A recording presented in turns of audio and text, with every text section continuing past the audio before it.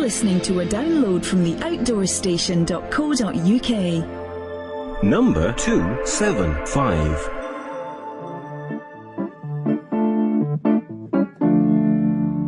It's not easy, so take it slow. You're coming up, you're coming around the bend. You're my good friend, best friend. And you're coming up, you're coming around the bend.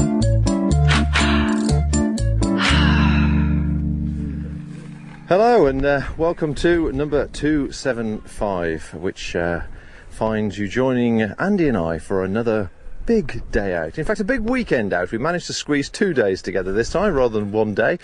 And so Friday afternoon we managed to drag ourselves away from those terrible things called computers on a glorious, balmy English barbecue summer and drive down to a very wet, windy and suitably challenging Wales. Well, it's a classic Bob and Andy weekend, isn't it? You know, we sat in the car and said, where are we going to go? And we didn't know. So it was either mountains or it was the sea. And we decided we fancied the seaside. So we're on the Pembrokeshire Coastal path, not far from Strumble Head. Those of you that know it, fantastic. We've managed to just find a flattish piece of ground and the wind is not too bad. The weather forecast is very optimistic for tomorrow. It's a British summer barbecue and now forecast, isn't we're it? going to indulge in the great cart ride festival. Is finding a flat pitch. Well, you see, I've got my secret weapon. I forgot to mention that when we were discussing this a few moments ago. What's that? I've got a Neo Air, so I can lie on virtually anything and be incredibly comfortable. You've got a Neo Air that hasn't been checked for punctures. Not since the challenge. This is true, and we are surrounded by gorse bushes. However, but this ground looks soft, and it looks as if it's the only bit of ground we've seen for a while that would take stakes without any real difficulty. Well, it's certainly been recently vacated by cattle, so you can imagine it's a bit churned up, so it's not exactly perfect. But it's... What time is it now, anyway? 7:30, so the cattle must be in bed. Or oh, yeah, well, they're over there. They're over there, yes. They're over there. So, and there's a fresh water supply over there, look. I've used my bushcraft skills and found some fresh water. Fresh water supply, you mean the cattle thingy? Yeah, the cattle trough. Does it have running water in it? Well, it would be if it was empty. There'd be fresh water running into it. But there's enough. I mean, I've got faith in Giles's product. I'm sure we can drink out of that. That will survive. You mean there is not running water flowing into it? Well, it would be, but it's got a safety valve, so obviously it's full, and there's no cattle. So, and it's sort of greenish in colour, but you'll love it. It's all right. It'll add flavour to your supper. If you just go down there's a fresh stream. Yes, there is a fresh stream. And lots of woods, because, of course, Bob has made us bring wood-burning stoves. Oh, yeah, forced you, I twisted your arm. And in the optimistic view that we'd be cooking this evening on a wood-burning stove, we even went into a branch of Tesco Express near the Fishguard ferry just to see what we could find to cook on our impromptu barbecue. But I don't think this evening, somehow.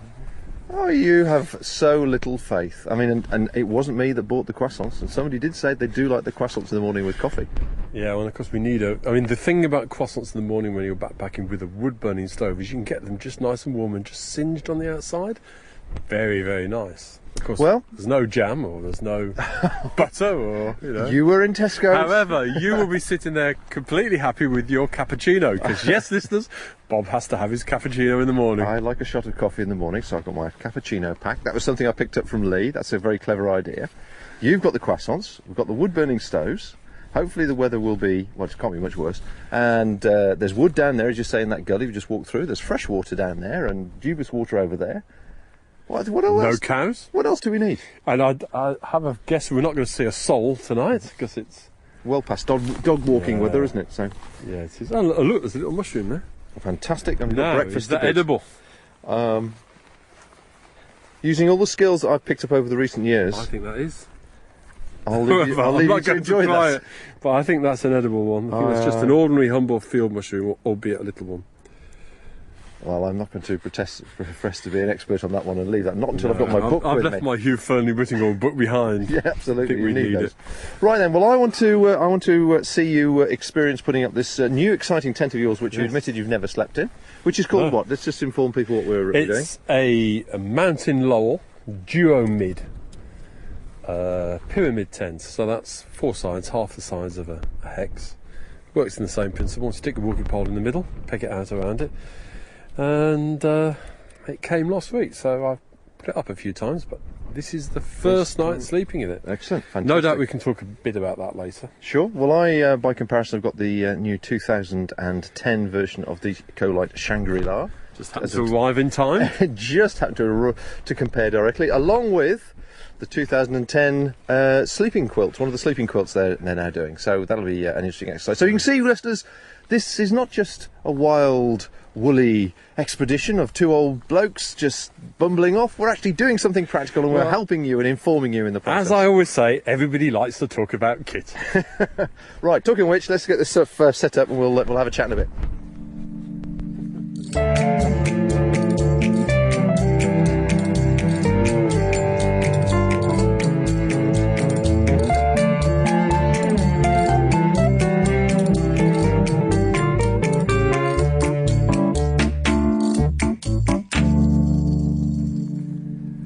5 blustery and challenging minutes later, we're both almost complete. I've managed to get the Shangri-La up in perfect lying position, as you Andy quite rightly says. I do like to be comfortable, so I've managed to find a series of divots all in one line. Andy, on the other hand, has been putting up this what can only be described as very large handkerchief. Are we sure it's the right way around this time, Andy? Well, I have to confess, the problem with this stuff is it looks the same from whichever side, so it did go up inside out first.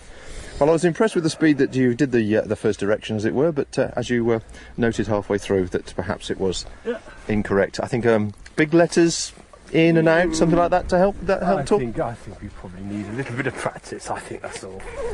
Well, it's a very it's unbelievably fine piece of fabric. It's really gossamer thin, isn't it? Yeah, it's very much very, very thin, and supposedly very strong. But we shall test that out this evening. Well, I've got room for 2 in case you have problems. Yeah. I'm just going to peg it out so it's a bit tauter, and this is Cuban fibre, is that right? It's Cuban fibre, and it's difficult fabric to work with. I know Colin has had some difficulty with Cuban fibre in the past, Colin Ibbotson, but this guy won Bell in the States, Mountain Laurel Designs, I think he really knows what he's doing with it. And if you look around it carefully, he uses different weights of Cuban fibre in different places. Instead of stitching straight into it, because it's incredibly tough stuff, but it can puncture. So stitching's a problem, but you'll see he uses side nylon in the corners there to just reinforce it. The thing I do like about it is the most fragile bit of it, he tells me, is the zip. But he's got this arrangement here where basically there's a buckle there and a press stud and stuff there. So he says before you open the zip, make sure those are done up. It takes all the pressure off the zip, which is a good idea, and it seems to work. Actually, that's very similar to the Terra Nova competition. Is it? They've got a very similar system. Yeah, the bottom of all the Terra Nova doors, they've got a clip that holds it shut like that to alleviate the pressure. And also, what they tend to do, which looks like they're doing on here as well, is that when you close the door, you actually don't hold the door. You pull the cord that is attached to it to take the pressure off it, which is understandable. Yeah. Anyway, I'm going to leave you a fiddling and a faffing to make your. What are you going to do? I'm going to go and get some wood because there's a fallen tree or something. Shall I go get some water? Are you going to go to the cattle water, or are you going to go? I'm not going to go to the cattle water, Bob. You can. I mean, I've got every faith in the gear you sell me, but not that much. It does say in the small print, take water from running water. Okay. And when you look at that, you can see why he says. Well, that running water down there is going to be running off the fields anyway, so you know. I mean, it won't be having the algae in it. It might be full of pesticides. Oh, but absolutely. That, yes. you know, it'll make you strong. Yeah. Okay, I'm going to get some wood. Online. On demand. And always available. You're listening to the Outdoors Station. Well, we started with the wood burning stove in the honey stove, and it gave an enthusiastic start.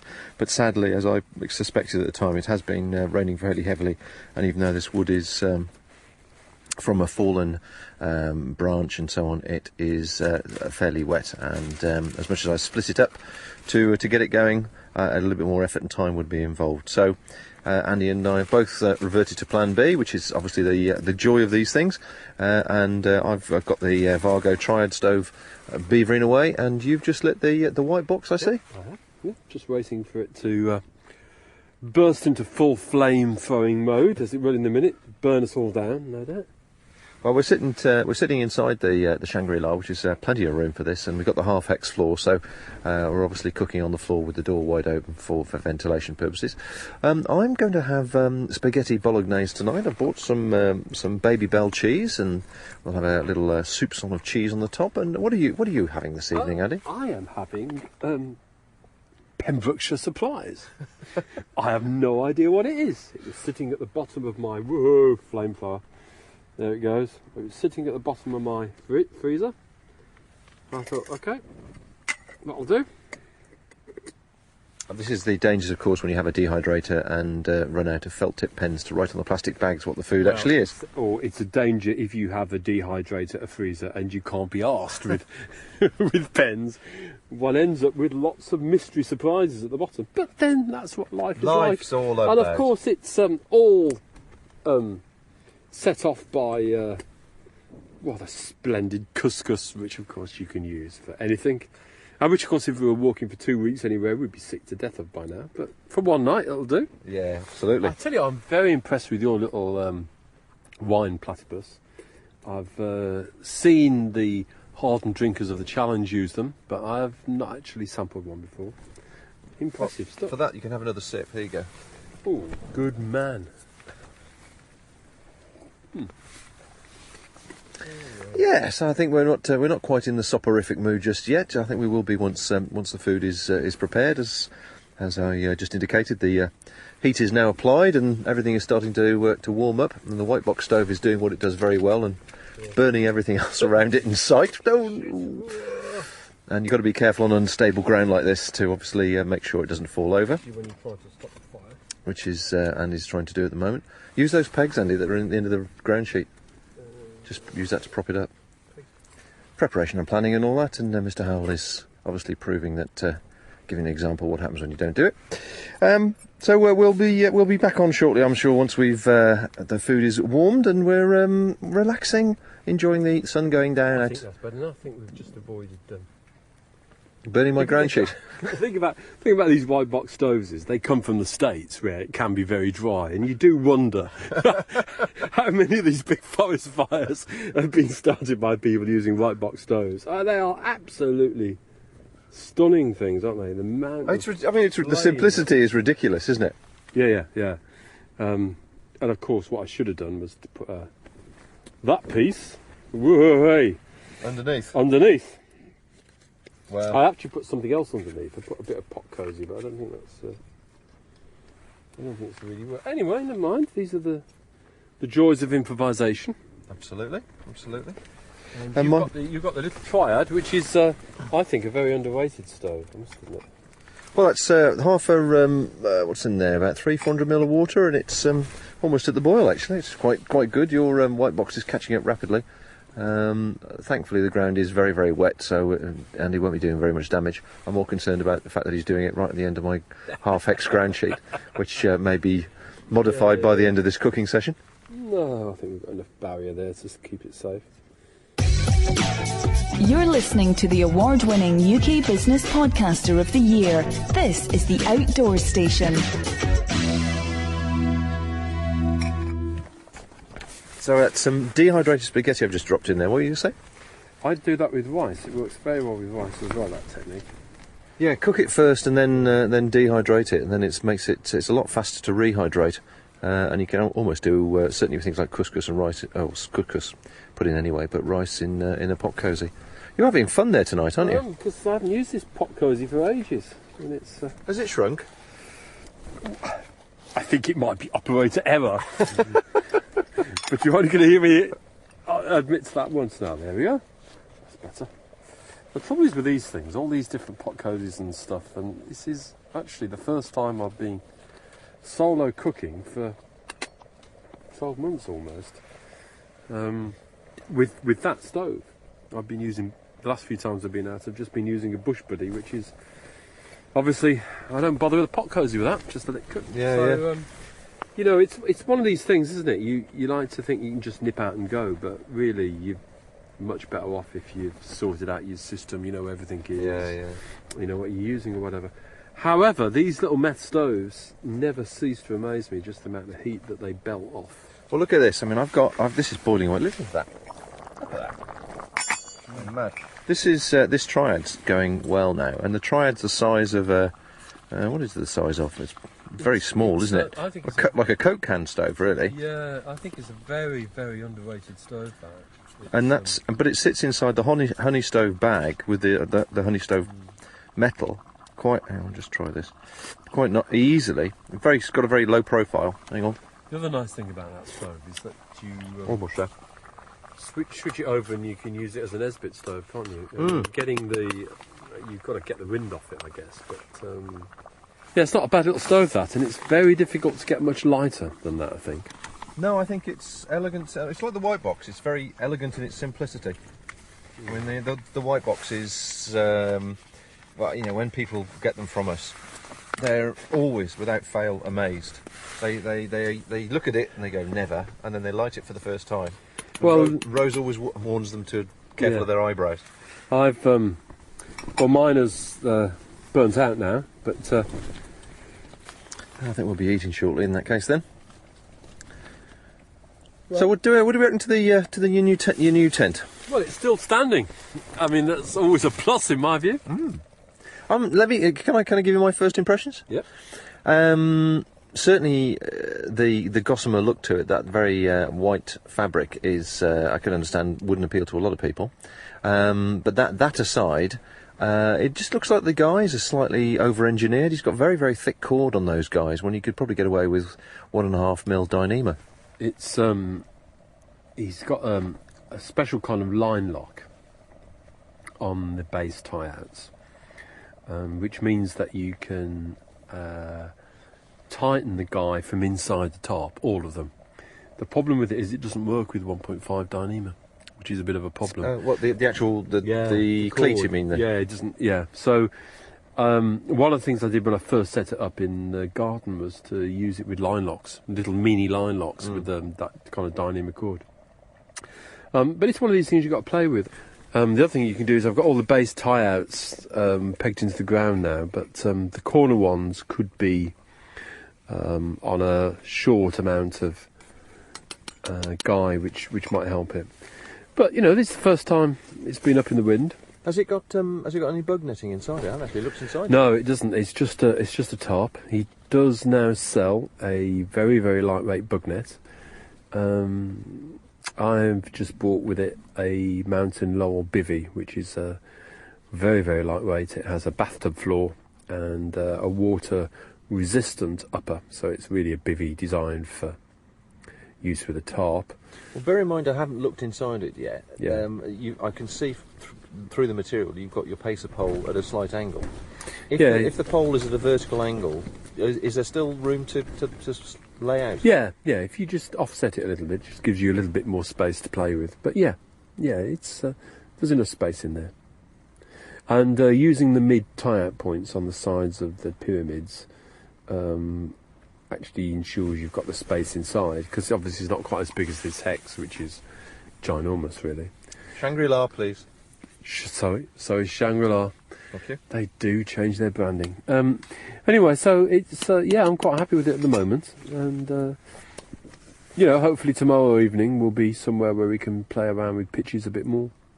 But looks quite robust to me. Yeah. And what do you think of the old Shangri-La 3 here, the new version? Lightweight material. You've got the material. Yeah, it is light, isn't it? Yeah. I mean, the thing about this tent is, of course, the great thing about this design, which is effectively a teepee design, is that it is very stable. Sheds wind from every direction, really, and you don't have to go and buy some very niche thing from the States like I've done. I mean, these things are now available everywhere, and the one thing about them is you probably get the best, I don't know what, volume for weight ratio that you can, in the sense that there's an enormous amount of space in these tents, really. Yeah, definitely. I think it's very incredibly generous for one. I mean, it's this version now, I believe, is at like 1,100 grams. But there's the improvements or the modifications they've done to this from the previous models, which is actually very subtle but very effective. You're saying about being stable. Well, they've actually put guy out points now in all round the side panels where the joins are, which means you can bolt it to the ground. But also they've increased the number of vents from 2 to 3 at the top there, and also the vent overlap so that the horizontal weather that we get in this country isn't going to come through. But the most impressive thing, the thing that I've been asking them to do for ages, and they would appear to have listened on that, is actually they put a J-zip in, a double-ended one. So now, rather than reach to the far corner to open the door, you can actually undo the zip at the top there and peer out at the weather or ventilate inside.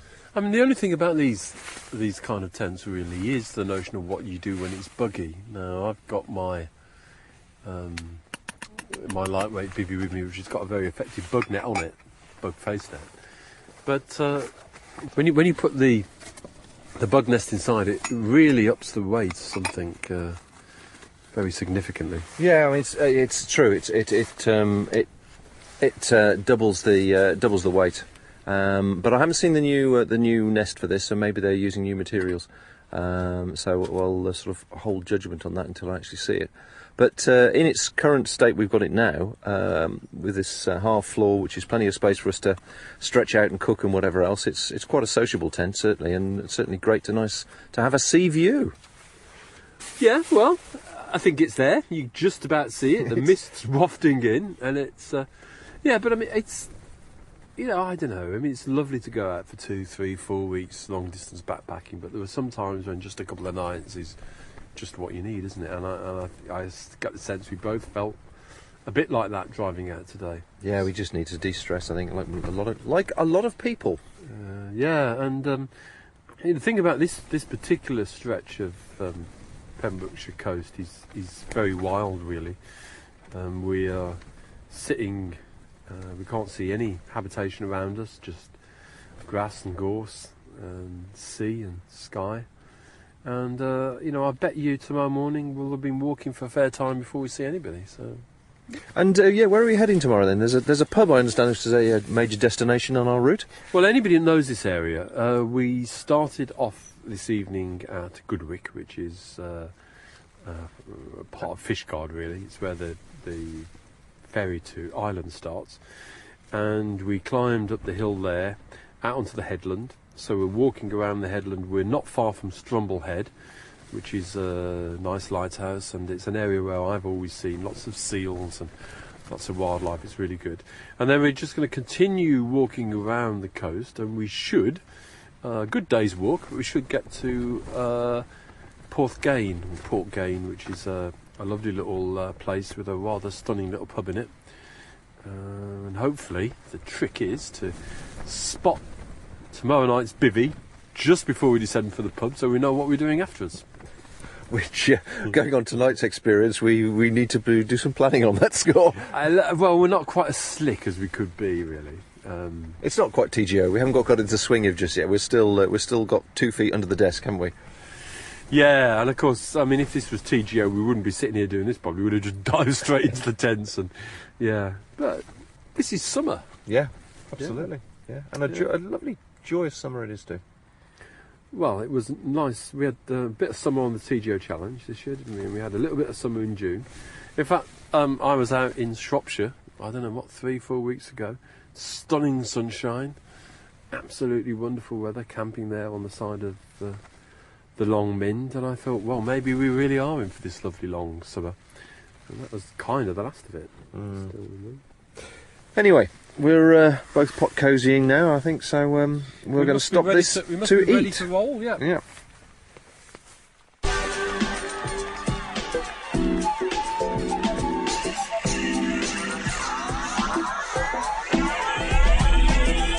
With over 1 million listeners worldwide, The Outdoors Station is the leading online audio resource for those into the great outdoors. Podcasts are based solely around self-powered travel. If you walk, run, cycle, paddle, climb, explore or sail, we want to share your adventure, hear your highs and lows, and inspire others to go out and do more. Online, on demand, and always available. This is the Outdoors Station.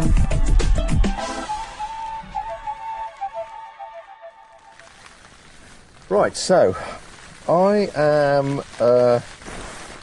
about to try and get into this sleeping quilt. If I can describe it, it's it's open at the bottom with a couple of straps which goes underneath the sleeping mat, which I've now done with a Neo Air.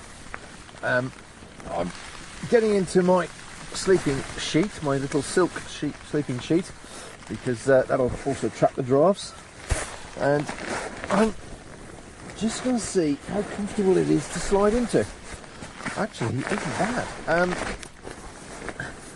So there's a foot pocket which has got some waterproof material on it, so in case that touches the side. And that feet are in. I'm inside it. What I'm anticipating is obviously being concerned about drafts from the side, but there's actually none, which is encouraging. The type of night that it is, as you can hear, has also encouraged quite a lot of the slugs to come out and visit, which has been a little bit upsetting in getting things set up.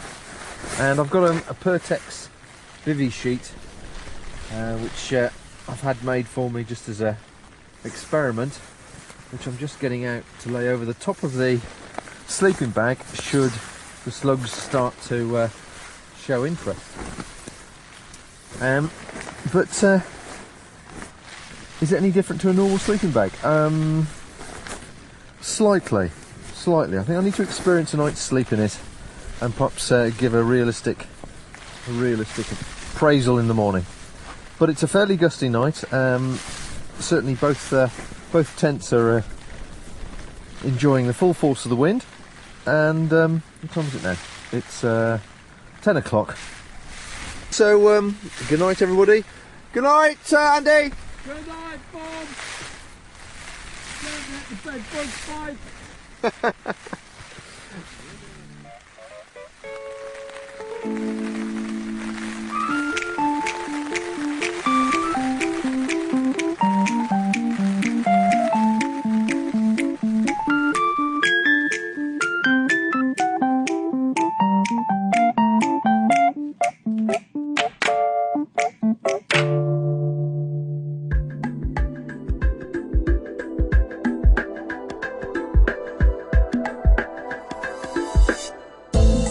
Any feedback, questions or suggestions, why not drop us a line either on Facebook or directly to our email address info@theoutdoorstation.co.uk. The home of UK-based audio and video podcasts for outdoors people everywhere.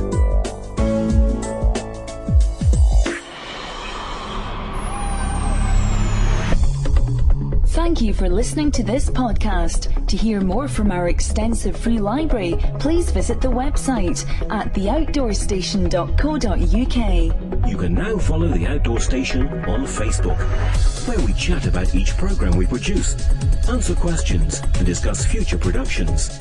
Why not join us there?